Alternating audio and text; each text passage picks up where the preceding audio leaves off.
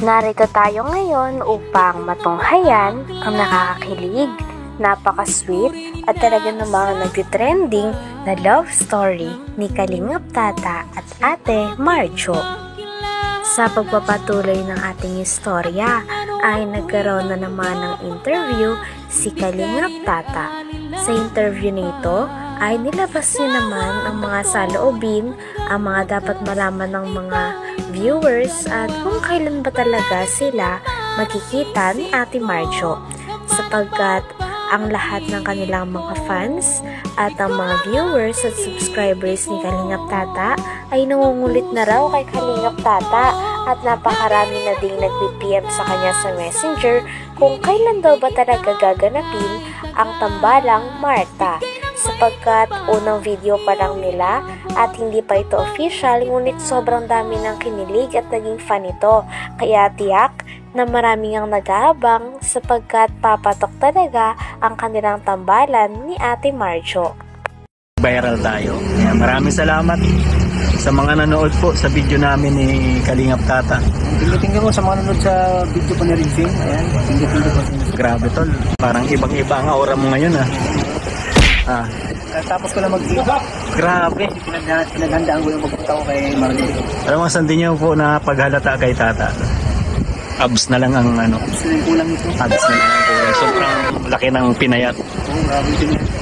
Ano? Malaki na bawas. Malaki ang nabawas sa timbang. So alam naman ni Marjo na nag-gym ka? Oo. Alam ni Marjo, pero gusto niya ay gusto niya makita yung abs ko na may abs ako. Nakita ko yan sa interview ni Starax. Ay, kay Starax, ano? So, anong paghahanda ang ginawa mo, bro?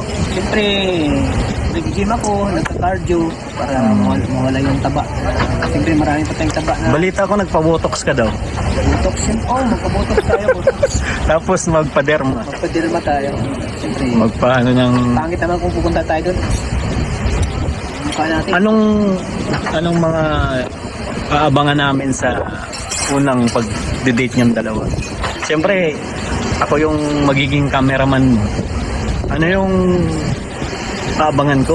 Siyempre, yung unang pagkikita talaga namin na one-on-one talaga na mag-usap kami. Kasi yung pumunta tayo, nasa tindahan tayo eh. Para tayong mga timang tayo, para tayong mga preso doon eh. Nasa ano lang tayo ng...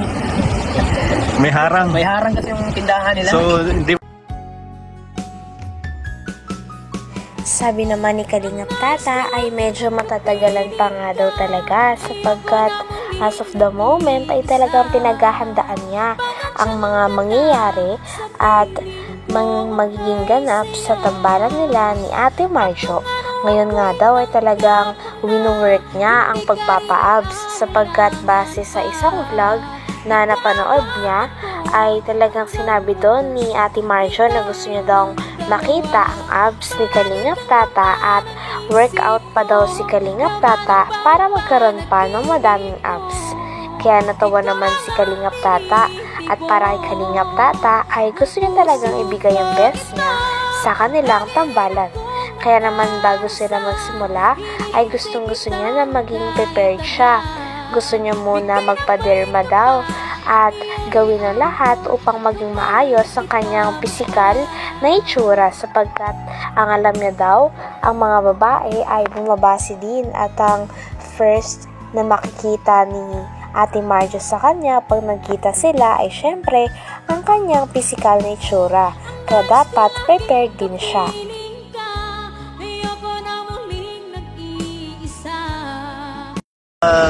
Sa unang punta natin doon, so kailan pala yun? Para, kasi madami nagtatanong bro, ang sabi ko pati Friday. Ang sabi ko Friday pero na-postpone kasi parang punta pa ako ng Legazpi bro. Hindi ka pa nakapaghanda ng ano? Ako nakapaghanda kasi kailangan lang paghandaan yun bro. Kailangan ko muna magpabayan talaga. Ang gusto. Grabe ang... Siguro by Monday. By Monday or... Monday ngayon? Next week pa. Anong Monday talaga? Hindi ngayon Monday. Oo, so next Monday. Next kasi Monday magpaano tayo naga? Naga, oo. So next Monday pa. Para ang tagal pa ng paghahanda mo . Matagal pa talaga. Parang gusto mo talagang paghandaan ng unang date nyo ni... Oo. Ni Marjo. Kailangan talaga paghandaan mo. importante kasi ma-present mo daw yung looks mo, daw ka manamit, daw yung forma mo. At ito na kasi titingnan ng babae kasi yung forma mo, di ba? Oo. At ito yung katawan, kailangan maganda yung katawan mo, hindi yung Sinabi pa ni Kalingap Tata na kailangan talagang abangan ng mga manonood ang mga mangyayari sapagkat posible daw na magkaroon talaga sila ng first vlog kung saan mag-uusap sila ng masinsinan ni Ate Marjo. Yung tipong mag-eye to eye talaga silang dalawa kaya maraming kikiligin doon. Kaya dapat niya pa daw munang i-prepare ang kanyang sarili para doon. At sabi pa ni Kalingap Tata ay nakakatunaw nga daw kasi talaga ang mga ngiti ni Ate Marjo. Kapag ngumingiti si Ate Marjo, ay talagang parang nahuhulog ng paulit-ulit si Kalingap Tata sa kanya. Kaya naman excited na rin si Kalingap Tata para sa gaganapin na tambalan. Kaya hinihingayat niya nga rin ang kanyang mga fans na huwag mainip at antayin na lamang kung kailan i-release ang pinaka-official video o official collab ni Kalingap Tata pati na rin ni Ate Marjo na magiging tambalan nila ay pangalang Marta. Ay, yun. Ang daming nag-aabang na yung pagkikita namin, pangalawang pagkikita namin na yung, kumbaga, yung one-on-one talaga kami na magharap talaga kami, na magkausap kami, yung baga magkikwentuhan kami. Yun. At habang nagkikwentuhan kami, mag-eye to eye kami. Ay, grabe. At yung pinakaano ko talaga sa kanya, yung ngiti niya talaga bro, gusto ko makita muli yung ngiti niya. Kaya nga diba, kinantahan ko siya ng sa iyong ngiti. Grabe, ang ngiti niya talaga, tol. Iba. Sobrang ganda bro. Doon ka na in love sa ngiti niya, tol. Ngiti niya bro. May mga ano kasi na doon tayo, kumbaga doon makuha yung weakness natin, yung kahinaan natin yung sa ngiti ng babae. Ay, yung unang pagkikita niyo, anong naramdaman mo talaga? Na-in-love ka ba talaga sa kanya or ano? Hindi pa masyado, pero may nararamdaman na. Gusto mo talaga siya? Gusto ko talaga. Tapos sabi ko, ang ganda nitong babae ito ah. Lalo na nung ngumiti. Lalo po umiti. Ang akala natin para siyang ano no, para siyang mataray. Pero nung nakausap, niya? Sa huli ay binanggit din ni Kalingap Tata na kahit ngayon ay medyo tumataas na rin ang kanyang mga subscribers ay hindi daw talaga siya makakalimot sa kanyang pinanggalingan.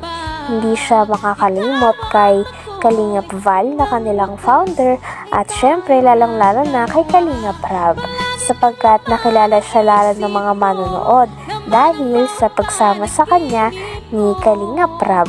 Kaya naman ngayon ay handa na rin talaga siya na magkaroon ng sarili niyang love team at mag-hire nga din siya ng sarili niyang cameraman nang sa ganon ay mas maging maayos nga ang pag-shooting sapagkat sa cameraman din daw nakasalalay ang magiging views at magiging ikagaganda ng video.